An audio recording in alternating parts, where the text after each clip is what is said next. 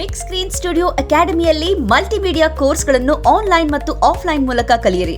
100% ಉದ್ಯೋಗ ಮತ್ತು ಪ್ರಮಾಣ ಪತ್ರ ಪ್ರವೇಶ ಪ್ರಾರಂಭವಾಗಿದೆ. ಈಗಲೇ ಕರೆ ಮಾಡಿ. ಗುರುಗಳೇ, ನೀವು ಜ್ಯೋತಿಷಿ ತಜ್ಞರಾಗಿರೋದ್ರಿಂದ ನಾನು ನಿಮ್ಮಲ್ಲಿ ಈ ಪ್ರಶ್ನೆ ಕೇಳ್ತಾ ಇದ್ದೀನಿ. ಇತ್ತೀಚಿನ ದಿನಗಳಲ್ಲಿ ನೋಡಿರ್ತೀರ ದರ್ಶನ್ ಅವರು ಜೈಲಿಗೆ ಹೋಗಿರುವಂಥ ವಿಚಾರ. ಅವರ ಜಾತಕದ ಪ್ರಕಾರ ಮುಂದಿನ ದಿನಗಳಲ್ಲಿ ಏನಾಗಬಹುದು, ಏನು ನಡೆಯುತ್ತೆ ಅನ್ನುವಂಥ ವಿಚಾರ ಹೇಳೋದಾದರೆ ಏನು ಹೇಳ್ತೀರಾ? ದರ್ಶನ್ ಅವ್ರದ್ದು ಜಾತಕ ಪರಿಶೀಲನೆ ಅಂತ ಬಂದಾಗ ಏನಾಗುತ್ತೆ, ದರ್ಶನ್ ಅವ್ರಿಗೆ ಶಿಕ್ಷೆ ಆಗೋದು ಸರಿನಾ ತಪ್ಪ, ಈ ಥರ ಯಾಕೆ ಘಟನೆಗಳು ಅವ್ರ ಜೀವನದಲ್ಲಿ ನಡೀತಾ ಇದೆ ಅಂತಂದರೆ ಸ್ವಲ್ಪ ಕೂಲಂಕುಷವಾಗಿ ನಾವು ಇದನ್ನೆಲ್ಲ ವಿಚಾರ ತಿಳ್ಕೋಬೇಕು. ದರ್ಶನ್ ಅವ್ರದ್ದು ಮೊದಲನೇ ಜನ್ಮ ಈ ಭೂಮಿ ಮೇಲೆ ಬಂದಿರತಕ್ಕಂಥದ್ದು, first birth in this earth ಅಂತ. ಸೊ ಅವ್ರಿಗೆ ತುಂಬ ರೋಷ ವೇಷ ಆವೇಶದಲ್ಲಿರ್ತಕ್ಕಂಥ ಸಿನಿಮಾಗಳು ಹಂಗೆ ಚೆನ್ನಾಗಿ ಬರುತ್ತೆ. ಅವ್ರಿಗೆ ಅದು ಸಕ್ಸಸ್ ಕೊಡುತ್ತೆ, ಸಿಕ್ಕಾಪಟ್ಟೆ ಟ್ರೈ ಮಾಡ್ತಿರ್ತಾರೆ. ಅವ್ರು ಯಾವುದಕ್ಕೂ ಬೇಜಾರಾಗಲ್ಲ, ಯಾವುದಕ್ಕೂ ತಲೆ ಕೆಡಿಸೋಲ್ಲ. ಇದ್ದವ್ರು ನಮ್ಮವರು ಓದೋರು ಬೇರೆಯವರು ಅನ್ನೋ ಥರ ಅವ್ರದ್ದೇ ಆದಂಥ ಒಂದು ರೀತಿಯಲ್ಲಿ ಅವರು ಫೀಲ್ ಮಾಡಿ ಜೀವನ ಮಾಡ್ತಿರ್ತಾರೆ. ಅಂದರೆ ಒಂದು ಸೂರ್ಯನ ಥರ ನೋಡ್ಬೋದು ಅವ್ರನ್ನ. ಅಷ್ಟು ಸ್ಟ್ರಾಂಗ್ ಆಗಿರ್ತಕ್ಕಂಥ ವ್ಯಕ್ತಿತ್ವ. ತಪ್ಪುಗಳು ನಡೆಯೋದಕ್ಕೆ ಅವರೇ ಕಾರಣ ಅಲ್ಲ, ಯಾರ್ಯಾರೋ ಕಾರಣ ಇರ್ತಾರೆ. ಏನೇನೋ ಪರಿಸ್ಥಿತಿಗಳು ಪರಿಸರ ಬಂದ್ಬಿಡುತ್ತೆ, ಏನೇನೋ ವಿಚಿತ್ರ ಘಟನೆಗಳು ಬಂದ್ಬಿಟ್ಟು ಅವ್ರನ್ನ ತಪ್ಪುದಾರಿ ತರಿಸುತ್ತೆ. ಆ ತರಿಸೋದಕ್ಕೆ ಇವ್ರ ಜಾತಕದಲ್ಲಿ ಇತ್ತ ಅಂತ ಪ್ರಶ್ನೆ ನಿಮ್ದಾಗಿದ್ದರೆ 100% ಇತ್ತು ಅಂತ. ಸೊ ಇದು ಇವ್ರಿಗೇನಾಗ್ತದೆ ಅಂದರೆ ನೋಡಿ, ಇವ್ರ ಜಾತಕದಲ್ಲಿ ಕುಜ, ಬುಧ ಮತ್ತು ಚಂದ್ರ ಗ್ರಹ ಒಂದೇ ಮನೇಲಿ ಸ್ಥಿತ ಆಗಿಬಿಟ್ಟು ಗೋಚಾರದ ರಾಹುಕೇತುಗಳು ಯಾವಾಗ ಬಂದೋ ಇವ್ರಿಗೆ ಅಟಕ್ ಆಯಿತು. ಸೊ ಇವ್ರಿಗೆ ಅದು ಸಾಮಾನ್ಯ. ಮತ್ತು ಇದು ಇಲ್ಲಿಗೆ ಮುಗಿತಲ್ಲ, ಮತ್ತೆ ಮುಂದೆ ಬೇರೆದು ಬರ್ತದೆ. ಹಿಂದೆನೂ ಬೇರೆದು ಬಂದಿತ್ತು, ಅದರಿಂದನೂ ಬಂದಿತ್ತು, ಅದರಿಂದ ಅವ್ರ ಅಪ್ಪನ ಕಾಲದಾಗಿಂದ ಬಂದಿತ್ತು, ಅವ್ರ ಕಾಲೇಜ್ ಡೇಸ್ನಾಗ ಇದ್ದಾಗ ಬಂದಿತ್ತು, ಅವ್ರ ಸ್ಕೂಲ್ ಡೇಸ್ನಲ್ಲಿ ಇದ್ದಂಗೆ ಬಂದಿತ್ತು, ಬರ್ತಾ ಇರ್ತದೆ ಇದು. ಸೊ ಈಗ ಬಂದಿದೆ. ಸೊ ಇಲ್ಲಿಗೆ ದರ್ಶನ್ ಅವ್ರ ಲೈಫ್ ಅಂತ್ಯನಾ, ಇದು ಇವ್ರದ್ದು ಆಗ್ಬಿಡ್ತಾ ಹೋಗ್ಬಿಡ್ತಾ ಅನ್ನೋ ಪ್ರಶ್ನೆಗಳಿಗೆ ನಾನು ಉತ್ತರ ಕೊಡಲೇಬೇಕಾಗಿರ್ತಕ್ಕಂಥ ಸಂದರ್ಭ ಇದಾಗಿರೋದ್ರಿಂದ ನಾನೇನು ಹೇಳ್ತಾನೆ ಅಂದರೆ, ದರ್ಶನ್ ಅವರಿಗೆ ವಿಜಯ್ ಯೋಗ ಇರೋದ್ರಿಂದ ಈ ಥರ ಸಮಸ್ಯೆಗಳು ಏನೂ ಮಾಡಲ್ಲ. ಆದರೆ ಅವ್ರಿಗೆ ಬಾಧಿಸ್ತಕ್ಕಂಥ ಸಮಯ ಬಂದಿದೆ, ಅವ್ರು ಬಾಧಿಸಲೇಬೇಕಾಗ್ತದೆ. ಅವರು ನೋವು ಉಣ್ತಕ್ಕಂಥ ಸಮಸ್ಯೆ ಬಂದು ನೋವು ಉಣ್ಲೇಬೇಕಾಗ್ತದೆ. ಆದರೆ ಅವ್ರ ಹೆಸರು ಕೀರ್ತಿ ಯಾವತ್ತೂ ಕಡಿಮೆ ಆಗೋಲ್ಲ, ಯಾವಾಗಲೂ ಕಡಿಮೆ ಆಗೋಲ್ಲ. ಬಿಕಾಸ್ ಅವ್ರದ್ದು ವಿಜಯ್ ಯೋಗ ಇದೆ ಅಂತ. ಸೊ ನೆಕ್ಸ್ಟು ವಿಚಾರ, ಇವ್ರಿಗೆ ಯಾವಾಗ ಇದು ಸಮಸ್ಯೆಯಿಂದ ಮುಕ್ತಿ ಹೊಂದ್ತಾರೆ, ಇವ್ರಿಗೆ ಈ ಸಮಸ್ಯೆ ಬಗೆಹರಿಯುತ್ತಾ ಅಥವಾ ಹಿಂಗೆ ಇರುತ್ತಾ ಅಂತ ನೋಡಬೇಕಾದಾಗ ಇವ್ರಿಗೆ ನೋಡಿ ಗುರುದಶ ಇದೆ. ಗುರುದಶ ಶುಕ್ರ ಭುಕ್ತಿ ಮುಗೀತು ಆಗಸ್ಟ್ 13ನೇ ತಾರೀಕಿಗೆ 2025. ಈ ನೆಕ್ಸ್ಟು ಗುರು ಸೂರ್ಯ ಬರ್ತಾರೆ. ಗುರು ಸೂರ್ಯ ಇರೋದು ಇವರಿಗೆ 1ನೇ ತಾರೀಕು 6ನೇ ತಿಂಗಳು 2026 ತನಕ ಗುರು ದಶ ಸೂರ್ಯ ಭುಕ್ತಿ ಅಂತ ಬರುತ್ತೆ. ಅದು ಇವರಿಗೆ ತುಂಬ ಕಷ್ಟ, ಹಿಂಸೆ ಕೊಡ್ತಕ್ಕಂಥದ್ದು. ಏನು ಮಾಡಿದ್ರು ಉತ್ತರ ಸಿಗಲ್ಲ, ಎಷ್ಟೇ ಪ್ರಯತ್ನ ಮಾಡಿದ್ರು ಉತ್ತರ ಸಿಗಲ್ಲ. ಎಂಥ ಇನ್ಫ್ಲುಯೆನ್ಸ್, ಎಷ್ಟು ದುಡ್ಡು ಕೋಟಿ ಹಾಕಿದ್ರೆ ಇನ್ಫ್ಲುಯೆನ್ಸ್ ಇವ್ರಿಗೆ ಸಿಗಲ್ಲ. ಇವ್ರಿಗೆ ಅದು ಸಪೋರ್ಟ್ ಮಾಡಲ್ಲ. ಈ ದೈವನೂ ಕೂಡ ಸಪೋರ್ಟ್ ಮಾಡಲ್ಲ. ದೈವಕ್ಕೆ ಕಾರಕ ಯಾರು, ಮತ್ತೆ ಶನಿ ಪರಮಾತ್ಮ ಬರ್ತಾರೆ. ಎಲ್ಲ ಕಡೆಯಿಂದನೂ ಅಟ್ಕಾಸ್ಕೊಂಡು ಬಿಟ್ಟಿರೋದ್ರಿಂದ ಅವ್ರಿಗೆ ತುಂಬ ಹಿಂಸೆ ಕೊಡ್ತಕ್ಕಂಥದ್ದು, ನೋವು ಕೊಡ್ತಕ್ಕಂಥದ್ದು, ಈ ಥರದ್ದೆಲ್ಲ ಸಮಸ್ಯೆ ಅನುಭವಿಸ್ತಾರೆ. ನೆಕ್ಸ್ಟ್ ಯಾವಾಗ ಅಂದರೆ ಇವ್ರಿಗೆ ಯಾರ ಸಪೋರ್ಟು ಇಲ್ಲದೆ ನೋಡಿ ಎಷ್ಟು ಚೆನ್ನಾಗಿದೆ ಇದು. ಇವ್ರಿಗೆ ಯಾರು ಸಪೋರ್ಟ್ ಬೇಕಿಲ್ಲ, ಅದು ಕೊಟ್ಟರು ಕೂಡ ನಡೆದೆ. ಇವ್ರಿಗೆ ಆದಂಥ ಒಂದು ದೈವಶಕ್ತಿ ಬಂದು ಇವ್ರು ಕಾಪಾಡ್ತಕ್ಕಂಥ ಸಮಯ ಬರುತ್ತೆ.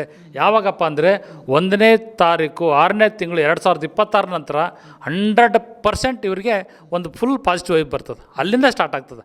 ನಿಧಾನವಾಗಿ ಹೊರಗೆ ಬರ್ತಾ ಹೋಗ್ಬಿಟ್ಟು ಮತ್ತೆ ನಮ್ಮ ಜೊತೆ ಬೆಳಕಿಗೆ ಬರ್ತಾರೆ. ಇದರಿಂದ ಇವ್ರಿಗೆ ಹೆಸರು ಕೀರ್ತಿ ಇನ್ನೂ ಜಾಸ್ತಿ ಆಗುತ್ತೆ ಹೊರತು ಕಡಿಮೆ ಆಗಲ್ಲ. ಈ ಘಟನೆ ನಡೆಯೋಕ್ಕೆ ದರ್ಶನ್ ಅವರೊಬ್ಬರೇ ಕಾರಣನ ಅಲ್ಲ, ದರ್ಶನ್ ಅವ್ರ ಸ್ಥಾನ ಕಾರಣ ಆಗಿರ್ಬೋದು. ಅವ್ರ ದರ್ಶನ್ ಒಬ್ಬ ನಟ ಆಗಿರೋದ್ರಿಂದ, ಒಬ್ಬ ಸೆಲೆಬ್ರಿಟಿ ವ್ಯಕ್ತಿ ಆಗಿರೋದ್ರಿಂದ ಆ ಹೆಸರು ಕಾರಣ ಆಗಿರ್ಬೋದೇ ಹೊರತು ದರ್ಶನ್ ಮನಸ್ಥಿತಿಯಿಂದ ಅವ್ರ ಕಾರಣಕರ್ತರಾಗಿರೋಕ್ಕೆ ಸಾಧ್ಯನೇ ಇಲ್ಲ. ಅವ್ರಿಗೊಂದೇನೋ ಈ ಥರ ಪರಿಸ್ಥಿತಿ ಕೊಟ್ಬಿಡುತ್ತಾ ಭಗವಂತ. ಎಲ್ಲರ ಜೀವನದಲ್ಲೂ ಬರೋದೆ, ಒಬ್ಬೊಬ್ರಿಗೆ ಸಣ್ಣದ್ರಲ್ಲಿ ಬರುತ್ತೆ, ಒಬ್ರಿಗೆ ದೊಡ್ಡದ್ರಲ್ಲಿ ಬರುತ್ತೆ. ಇವ್ರಿಗೆ ಆ ಥರ ಬಂದಿದೆ. ಇವ್ರಿಗೆ ವಿಜಯ ಯೋಗ ಇರೋದ್ರಿಂದ ಇವ್ರ ಜೀವನದಲ್ಲಿ ಮತ್ತೆ ಗೆಲ್ತಾರೆ, ಮತ್ತೆ ಎಲ್ಲರ ಥರ ಚೆನ್ನಾಗಿರ್ತಾರೆ, ಮತ್ತೆ ಇನ್ನೊಂದು ಥರ ನೇಮ್ ಫೇಮ್ ಮಾಡ್ತಾರೆ, ಮತ್ತು ಇನ್ನೊಂದು ಸಮಸ್ಯೆನೂ ಕೂಡ ಬಂದು ಕಾಯ್ತಾ ಇರ್ತದೆ. ಅದನ್ನು ಮಾತ್ರ ಮರಿಬೇಡಿ. ಅಂದರೆ ಈ ವಿಜಯ ಯೋಗ ಅಂತೆಲ್ಲ ಹೇಳ್ತಾ ಇದ್ರಿ, ಬಟ್ ಅಂದರೆ ಅವ್ರಿಗೆ ಯಾವಾಗಲೂ ಮುಂದಿನ ದಿನಗಳಲ್ಲಿ ಗೆಲುವು ಸಿಗುತ್ತೆ ಅನ್ನುವಂಥ ವಿಚಾರ ಇದೆಯಾ? ಏನಿದೆ ಈ ವಿಜಯ ಯೋಗದಲ್ಲಿ ಅನ್ನುವಂಥದ್ದು? ವಿಜಯ ಯೋಗ ಶಾಶ್ವತ ಸರ್. ಇವ್ರು 30 ವರ್ಷದ ತನಕ ಇವ್ರು ಪಟ್ಟಿರ್ತಕ್ಕಂಥ ಪಾಡು ಯಾರೂ ನೋಡೋಕ್ಕೆ ಸಾಧ್ಯನೇ ಇಲ್ಲ. ಅಂಥ ಪರಿ ಕಷ್ಟನ ಇವ್ರು ನೋಡಿರ್ತಾರೆ, ಯಾರು ಕೈ ಹಿಡಿದಿರಲ್ಲ. ಅವ್ರು ಎಷ್ಟೇ ಚೆನ್ನಾಗಿರಲಿ, ಅವ್ರ ತಂದೆ ಅಂತ ದೊಡ್ಡ ಮಹಾನಟರಾಗಿರಲಿ, ಇವ್ರು ಮಾತ್ರ ಮಾನಸಿಕವಾಗಿ ಜೀವನದಲ್ಲಿ ಗೆದ್ದಿರೋಕ್ಕೆ ಚಾನ್ಸೇ ಇರಲ್ಲ 30 ವರ್ಷದ ತನಕ. ಅಂಥ ಪರಿ ಕಷ್ಟವನ್ನು ಅನುಭವಿಸಿರ್ತಾರೆ, ತುಂಬ ಕಷ್ಟ. ಅದನ್ನು ಹೇಳ್ಕೊಳಕ್ಕಾಗಲ್ಲ. ಅದು ಏನಾರು ಆಗಿರಲಿ 30 ವರ್ಷದ ತನಕ ಇವ್ರ ಜೀವನನೇ ಇರಲ್ಲ. 30 ವರ್ಷದ ನಂತರ ಇವ್ರನ್ನ ಯಾರು ಬಗ್ಸೋಕ್ಕಾಗಲ್ಲ, ಯಾರೂ ಬಗ್ಸೋಕ್ಕಾಗಲ್ಲ. ಅಂದರೆ ವಿಜಯ ಯಾಗದ ಬಗ್ಗೆ ಮಾತಾಡ್ತಿದ್ರಿ, ಅವರ ಪತ್ನಿ ಹೆಸರು ಕೂಡ ವಿಜಯಲಕ್ಷ್ಮಿ ಅನ್ನುವಂಥದ್ದು. ಇದು ಕೂಡ ಅಲ್ಲಿ ಇದಾಗುತ್ತಾ ಏನು ಅಂತದ್ದು ನೀವು ಹೇಳಿರೋದ್ರಿಂದ ನಾನು ಹೇಳ್ತೇನೆ. ಈ ವಿಜಯ ಯಾಗದ ಬಗ್ಗೆ ಮಾತಾಡ್ತಿದ್ದೀರಲ್ಲ, ಅದಕ್ಕೋಸ್ಕರ ಕೇಳ್ತಾ ಇದ್ದೀನಿ.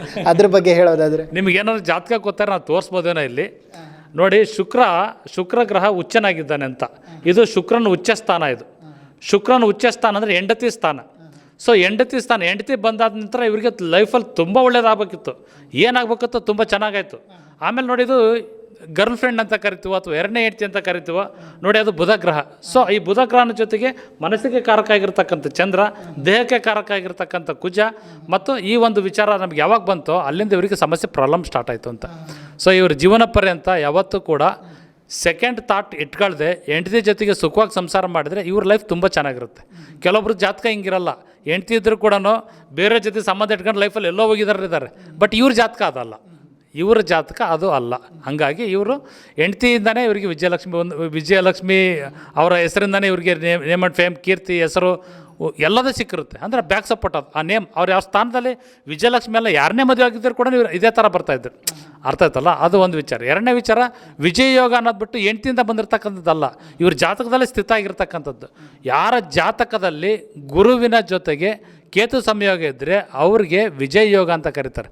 ಅವರು ತುಂಬ ಅಗ್ರೆಸಿವ್ ಆಗಿರ್ತಾರೆ, ಅವ್ರಿಗೆ ನೇಮ್ ಆ್ಯಂಡ್ ಫೇಮ್ ಫಿಕ್ಸು, ಅವರು ನಂಬರ್ 1 ಆಗೇ ಆಗ್ತಾರೆ. ಅವ್ರು ಅಲ್ಲೂ ಕೂಡ ಸೋಲಲ್ಲ. ಇನ್ನೊಂದು ನನ್ನ ಕಡೆಯ ಕ್ವಶನ್ ಏನಂದರೆ, ಮುಂದೆ ಅವ್ರು ಬರುವಂಥ ಸಿನಿಮಾ ಡೆವಿಲ್ ಅನ್ನೋ ರಿಲೀಸ್ಗೆ ರೆಡಿ ಇದೆ. ನಾನು ಕೇಳ್ತಿರೋದು ಏನಂದರೆ, ಈ ಸಿನಿಮಾ ರಿಲೀಸ್ ಆಗುವಾಗ ದರ್ಶನ್ ಅವರು ಹೊರಗಡೆ ಬರ್ತಾರೆ ಅಥವಾ ಒಳಗಡೆ ಬರ್ತಾರೆ? ನಾನು ಯಾಕೆ ಕೇಳಿದೆ ಅಂದರೆ, ಮೊದಲ ಮಾರಿ ಬೆಂಗಳೂರಿಗೆ ಕಪ್ ಹೊಡಿತೆ ಅನ್ನುವಂಥ ವಿಚಾರ ನೀವು ಕೂಡ ಸ್ಪಷ್ಟ ಮಾಡಿದೆ, ಅದು ನಿಜ ಆಗಿತ್ತು. ಆ ಕಾರಣದಿಂದ ಕೇಳ್ತಾ ಇದ್ದೀನಿ, ಸಿನಿಮಾ ರಿಲೀಸ್ ಆದಾಗ ದರ್ಶನ್ ಅವರು ಹೊರಗಡೆ ಇರ್ತಾರೆ, ಮೊದಲೇ ಒಳಗಡೆ ಇರ್ತಾರೆ, ಏನಾಗ್ತದೆ ಅಂದರೆ ಜೈಲ್ ಒಳಗಡೆ ಇರ್ತಾರೆ ಅಥವಾ ನಮ್ಮ ಮಧ್ಯೆ ಬಂದಿರ್ತಾರೆ ಏನಂತ? ನೋಡಿ, ಈ IPL ಅಂತ ಬಂದಾಗ ಎಲ್ಲರೂ ಕೂಡ ಜ್ಯೋತಿಷಿಗಳು 7-10 ವರ್ಷದಿಂದ ಸುಳ್ಳಾಗಿದ್ದು ಕೇಳಿದ್ವಿ, ನೋಡಿದ್ವಿ, ಮಾಡಿದ್ವಿ. ಲಾಸ್ಟ್ ಟೈಮ್ IPL ಆದಾಗ ಕೂಡ ಅದೇ ಹೇಳಿದ್ದೆ, ಇಲ್ಲ ಈ ಸರಿ IPL ಗ್ಯಾರಂಟಿ RCB ಬರುತ್ತೆ ಅಂತ. ಕ್ರಿಕೆಟ್ ಪ್ರಾರಂಭ ಆದಾಗಲೇ ನಾವು ಸ್ಟೇಟಸ್ಸು, ಫೇಸ್ಬುಕ್ಕು ಎಲ್ಲ ಕಡೆ ಬಿಟ್ಟು ಸಾವಿರಾರು ಲೈಕ್ಸ್ ಎಲ್ಲ ಬಂತು, ಅದು ಬೇರೆ ವಿಚಾರ. ಆಮೇಲೆ ವಿನ್ ಆಯಿತು, ಅದು ಚೆನ್ನಾಗಾಯಿತು. ಸೊ ನಾನು ಈಗ ಇವ್ರಿಗೆ ಏನು ಹೇಳಕ್ಕೆ ಹೊರಟಿದ್ದೀನಿ ಅಂದರೆ, ಈ ಸಿನಿಮಾ ಯಾವಾಗ ರಿಲೀಸ್ ಮಾಡ್ತಾರೆ ಅಂದರೆ ನಾನು ಅದಕ್ಕೆ ಟೈಮ್ ಕೊಟ್ಟಿರ್ತಕ್ಕಂಥದ್ದು. ನಾನು ಯಾವಾಗ ಟೈಮ್ ಕೊಟ್ಟೆ ಅಂದರೆ, ಅವರ ದಶಭಕ್ತಿಗಳನ್ನ ಆಧಾರವಾಗಿ ಇಟ್ಕೊಂಡು ಆ ಟೈಮ್ ನಂತರ ಇವ್ರು ಏನಾರು ರಿಲೀಸ್ ಮಾಡಿದರೆ ದರ್ಶನ್ ಅವ್ರ ಜೊತೆಗಿರ್ತಾರೆ. 1ನೇ ತಾರೀಕು 6ನೇ ತಿಂಗಳು 2026 ನಂತರ ಇವ್ರು ಸಿನಿಮಾ ರಿಲೀಸ್ ಮಾಡಿದರೆ ದರ್ಶನ್ ಅವ್ರು ನಮ್ಮ ಜೊತೆಗಿರ್ತಾರೆ. ಇಲ್ಲ ಅಂದರೆ ದರ್ಶನ್ ಅವ್ರು ಒಳಗಿಂದ ನಮ್ಮ ಜೊತೆಗಿರ್ತಾರೆ ಅಷ್ಟೇ. ಅವ್ರು ಯಾವಾಗಲೂ ನಮ್ಮ ಜೊತೆಗಿರ್ತಾರೆ. Okay, thank you. SS TV, cinema ಜಗತ್ತಿನ ಕ್ಷಣ ಕ್ಷಣದ ಸುದ್ದಿಯೊಂದಿಗೆ.